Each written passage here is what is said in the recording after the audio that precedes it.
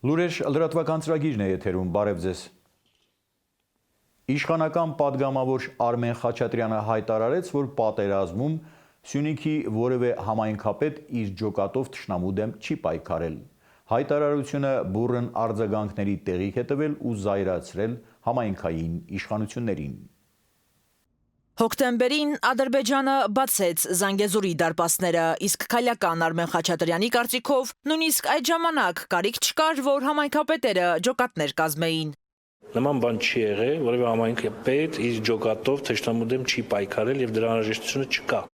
Իշխանական падգամավորի խոսքերը Գորիսի փոխհամայնքապետ Մենու Հովսեփյանը առնվազն լուրջ չի ընդունում։ Գուցե ինքը փորձել է ինչ-որ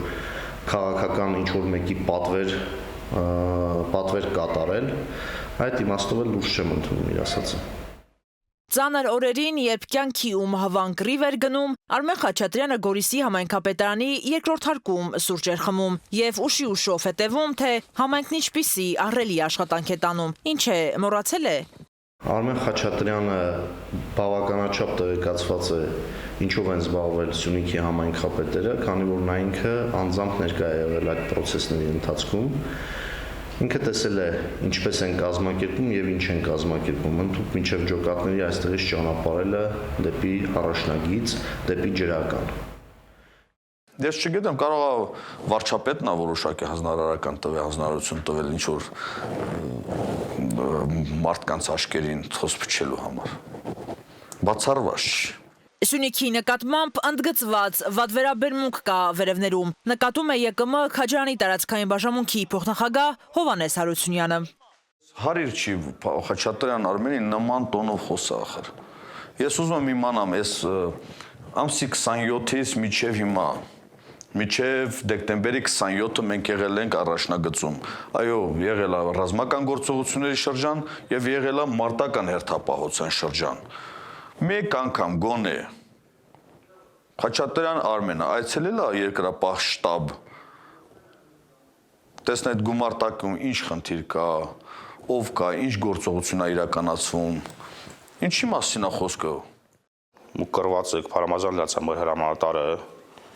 ու կամ երկուսից հենեքլաշ Ջաբրայիլում,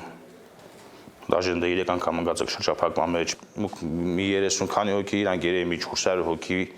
մեզ շրջափակալ են, այդ օրը մուկ երկու զոհ 6 վիրավորը տվալ։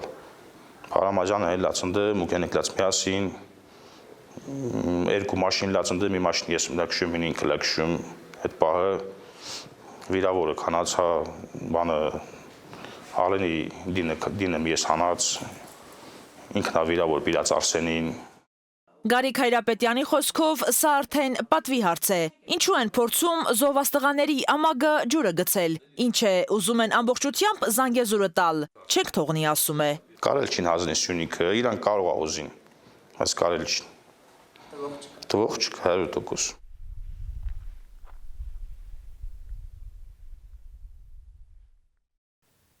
Արցախյան երկրորդ պատերազմում ծանր վիրավորում ստացած ժամկետային զինծառայող Ալեքսանդրի ընտանիքին պետությունը դեռ ոչ մի կոպեկ աջակցություն չի տրամադրել։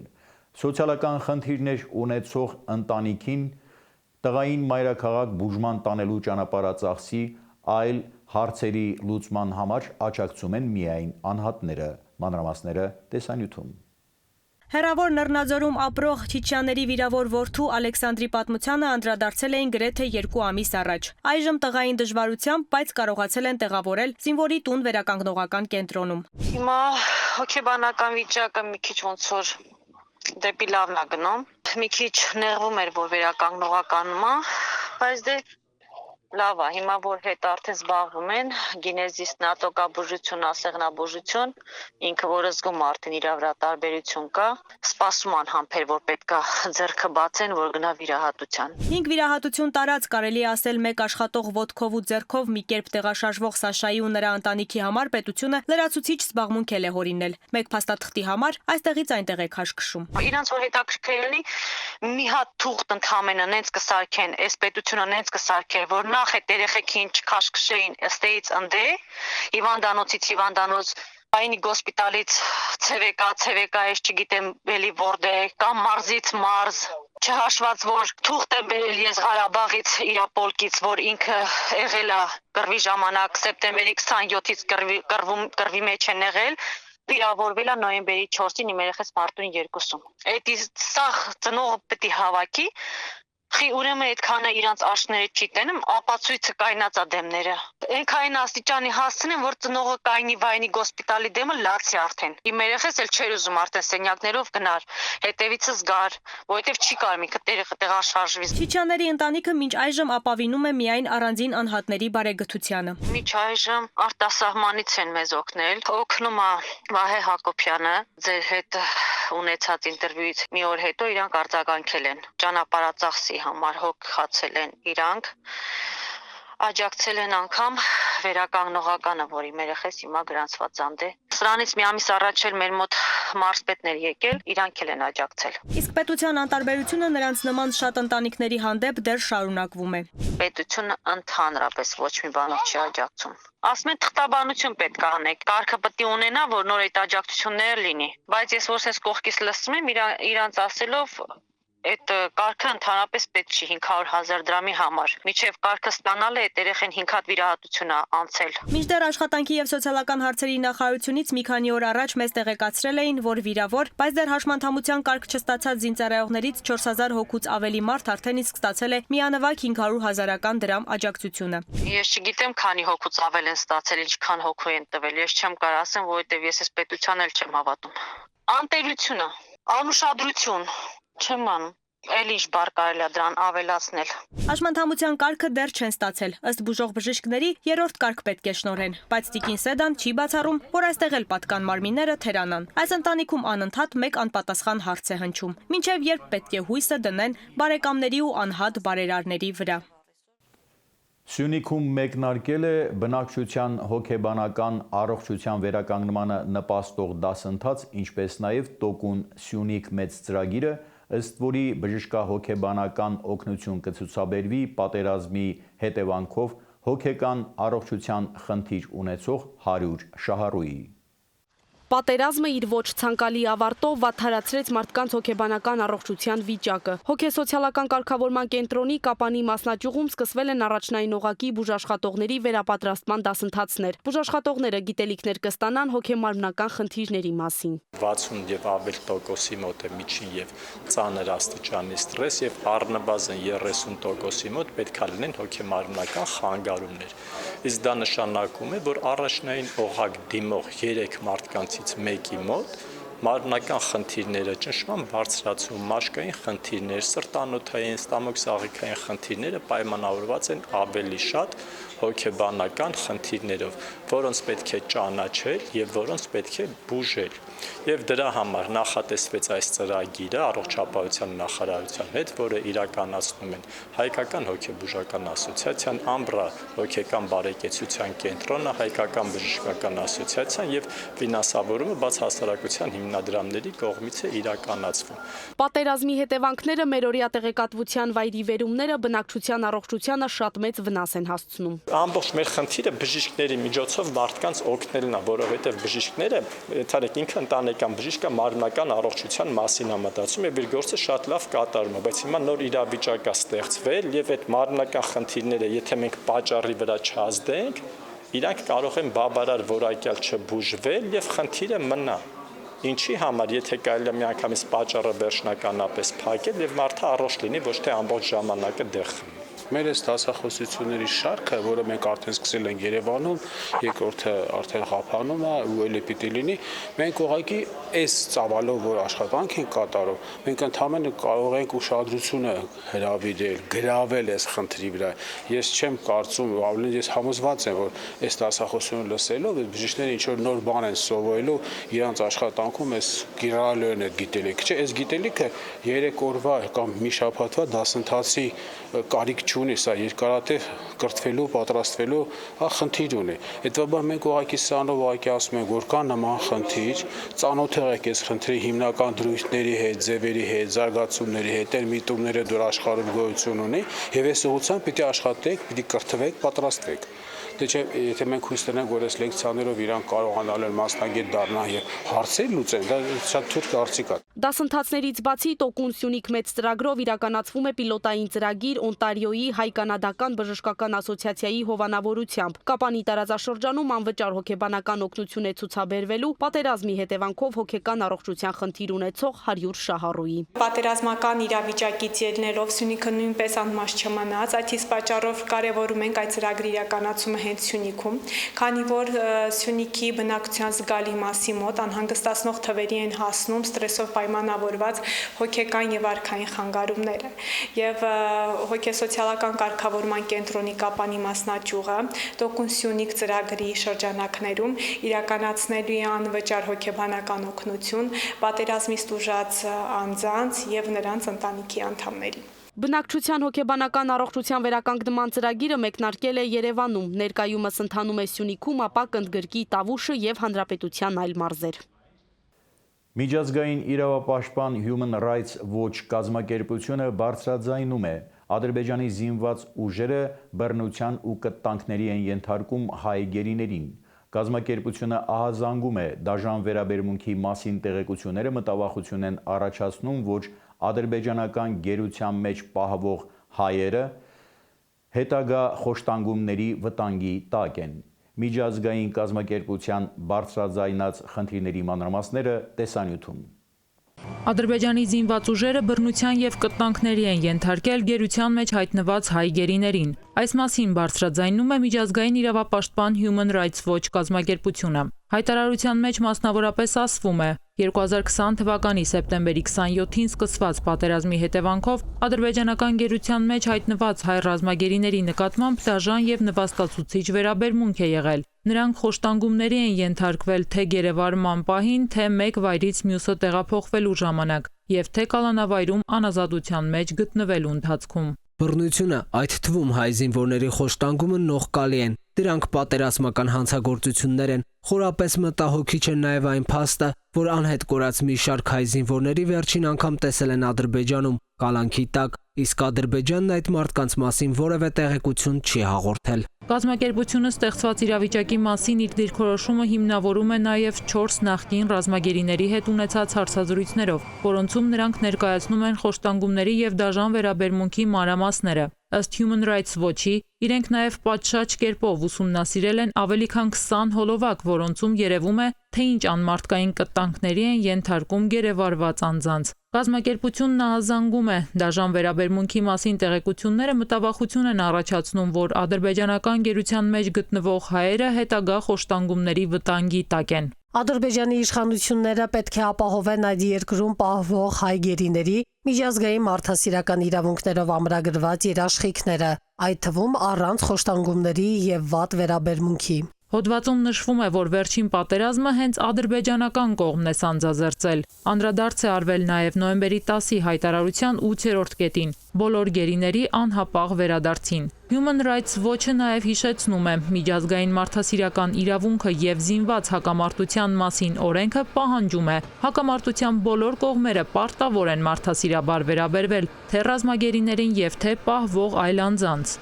Հայ ռազմագերիներին ադրբեջանցիների կողմից ծեծի ենթարկելու եւ խոշտանգելու մի շարք դեպքեր են արձանագրել թե հոլովակների եւ նկարների, թե ցուցմունքների միջոցով։ Այդ ամենից կարելի է հանգել հետեւյալին. դաժան վերաբերմունքի միակ նպատակը հայ գերիներին պատժելն ու նվաստացնելն է։ Խոշտանգումներն ու այլ տեսակի դաժան վերաբերմունքը պատերազմական հանցագործություններ են, որոնց համար շատ շտապ պատասխանատվության ենթարկման եւ պատժիչ մեխանիզմներ են անհրաժեշտ։ Մարդու իրավունքների խախտումների արձանագրման եւ հետազոտման միջազգային կազմակերպությունն արձանագրում է. Ադրբեջանի իշխանությունները պարտավոր են հետաքննել վատ վերաբերմունքի եւ խոշտանգումների վերաբերյալ բոլոր մեղադրանքները եւ պատասխանատվության ենթարկել բոլոր մեղավորներին։ Ադրբեջանը պետք է անհապաղ կերպով ազատ արձակի դեռևս անազատության մեջ գտնվող բոլոր ռազմագերիներին եւ քաղաքացիական անձանց, ինչպես նաեւ տեղեկություն տրամադրի բոլոր այն գերեվարվածների գտնվելու վայրի մասին, որոնց կարգավիճակի եւ գտնվելու վայրն անհայտ են, բայց որոնց վերջին անգամ տեսել են ադրբեջանական գերության մեջ, ասվում է Human Rights Watch-ի հայտարարության մեջ։ Մտահոգության դրսևորում թե կեղծ օրակարգ Նիկոլ Փաշինյանը հայտարարեց հունիսի 20-ին տեղի կունենան արտահերթ ընտրություններ, սակայն Փաշինյանը արտահերթ ընտրություններ հայտարարելու իրավունք չուներ, Այդ իրավունքը պատկանում է բացառապես Հայաստանի Հանրապետության նախագահին։ Չնայած դրան անդիմադիրները կարծես թե մոռացան իրենց հիմնական պահանջը, ով է անցկացնելու այդ ընտրությունները եւ հայտարարեցին, որ կմասնակցեն արտահերթին։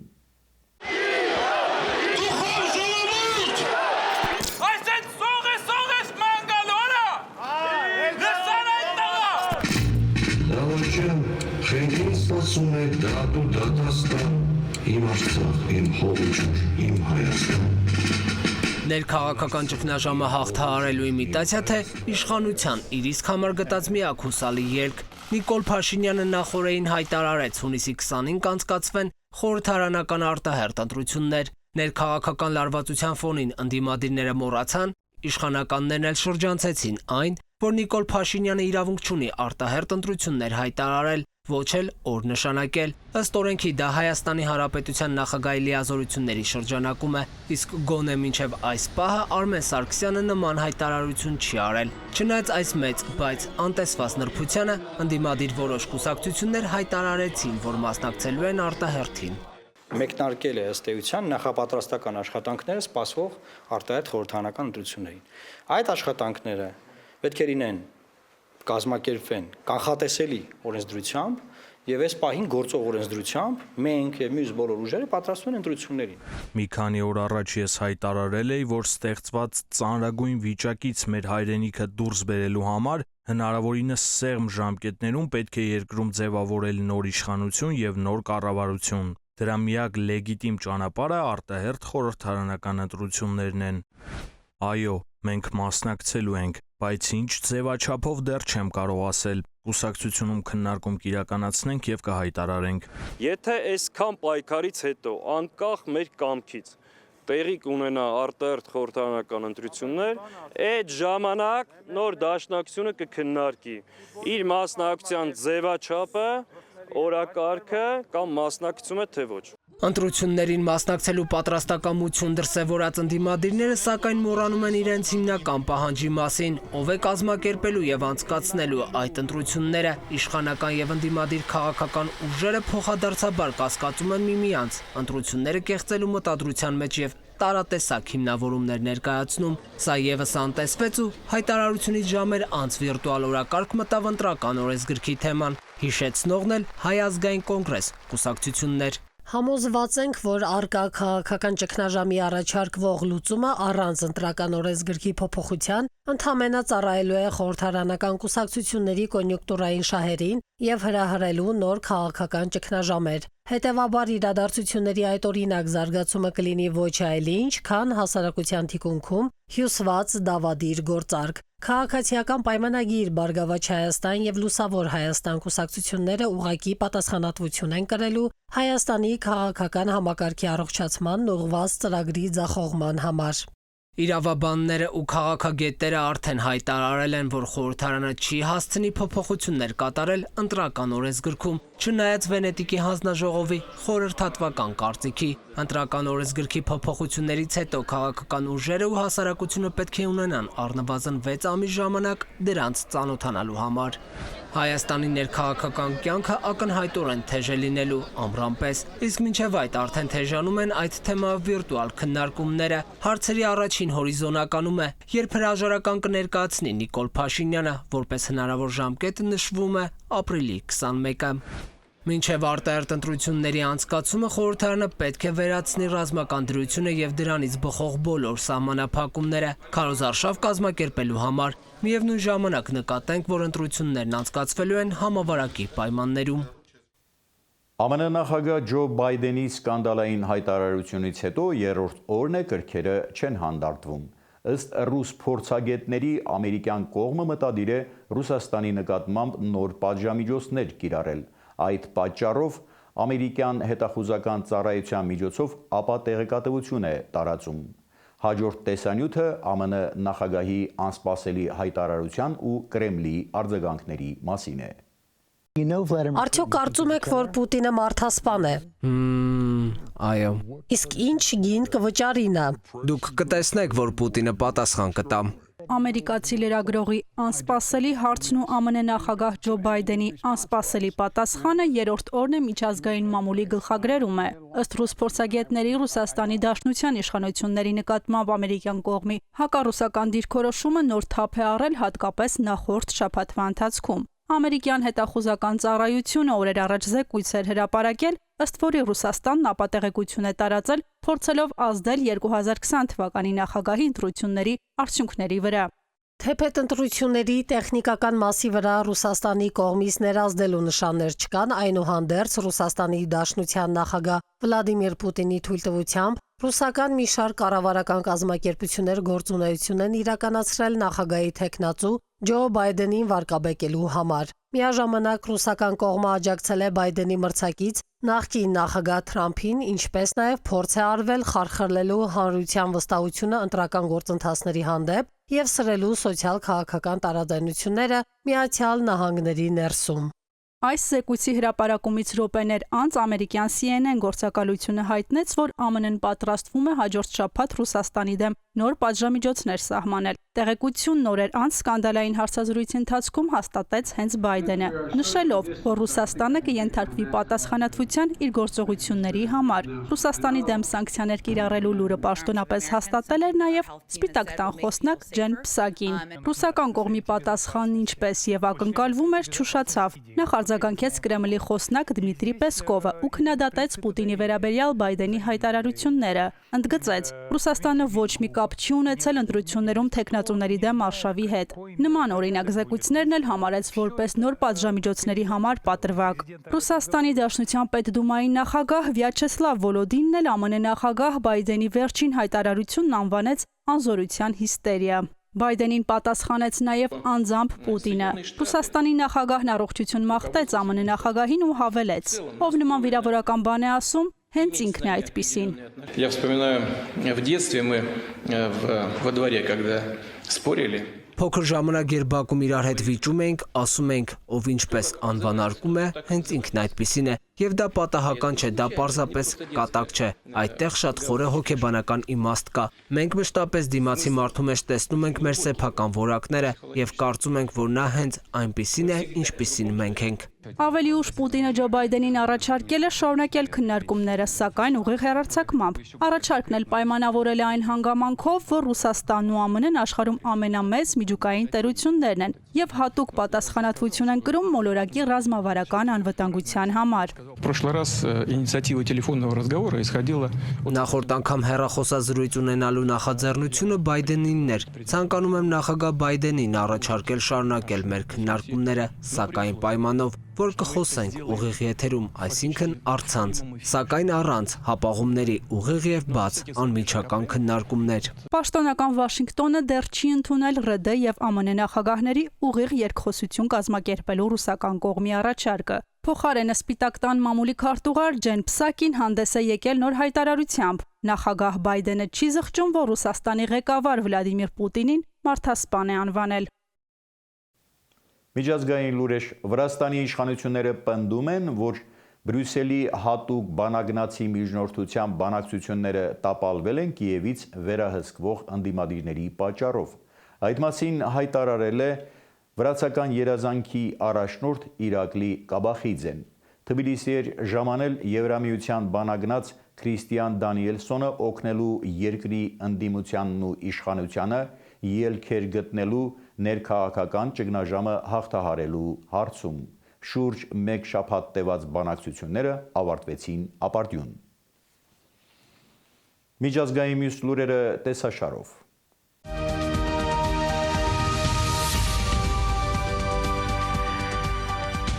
Թուրքիայի արտաքին գործերի նախարար Մելութ Չավուշօղլուն եւ իր իրանցի գործընկեր Մոհամմադ Ջավադ Զարիֆը Ստամբուլում քննարկել են տարածաշրջանում առկա իրավիճակը։ Չինաստանը ԱՄՆ-ի մեղադրել է Ալյասկայում կայացած հանդիպմանը չինական պատվիրակության նկատմամբ ոչ պատշաճ վարքի դրսևորման համար։ ԱՄՆ նախկին նախագահի որդին Դոնալդ Թրամփ կրտսերը գործող նախագահ Ջո Բայդենի Ռուսաստանի նախագահ Վլադիմիր Պուտինի ուղիղ եթերում բանավիճելու հրավերից հրաժարվելը թուլության դրսևորում է անվանել։ ԱՄՆ-ի եւ Թալիբան արմատական շարժման միջև համաձայնագիրը Աֆղանստանից օտարերկրյա զորքերի դուրսբերման շուրջը փաստորեն չեղյալ կհայտարարվի, եթե Վաշինգտոնն իր զորքերը դուրս չբերի հանրապետությունից։ Մարզական լուրեր UEFA-ի կենտրոնակայանում կայացավ Չեմպիոնների լիգայի ու Եվրալիգայի քառորդ եզրափակիչ փուլերի վիճակահանությունը։ Չեմպիոնների լիգայում մրցակիցներ են դարձել Բավարիա, Պարի Սեն-Ժերմեն, Man City, Dortmund, Porto, Chelsea եւ Real, Liverpool զույգերը։ Մարզական մյուս լուրերը տեսաշարով։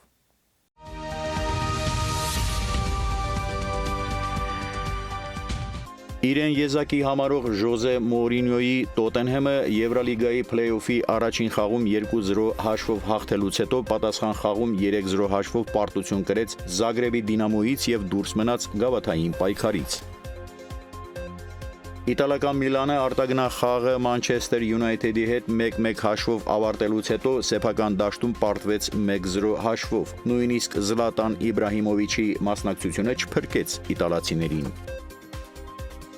Ռոման պատասխան խաղում եւս առավելության հասավ Շախտյորի նկատմամբ եւ մտավ Եվրալիգայի գավաթի խաղարկության քառորդ եզրափակիչ։ Օթերեութաբանների կանխատեսմամբ մարտի 20-ից 22-ը առանձին շրջաններում սպասվում են տեղումներ, հնարավոր է ամպրոպ։ Օդի ջերմաստիճանը աստիճանաբար կբարձրանա 5-ից 7 աստիճանով։ Լուրեր լրատվական ծրագիրներ եթերում ես ձեզ հրաժեշտ եմ տալիս մինչ նոր հանդիպում։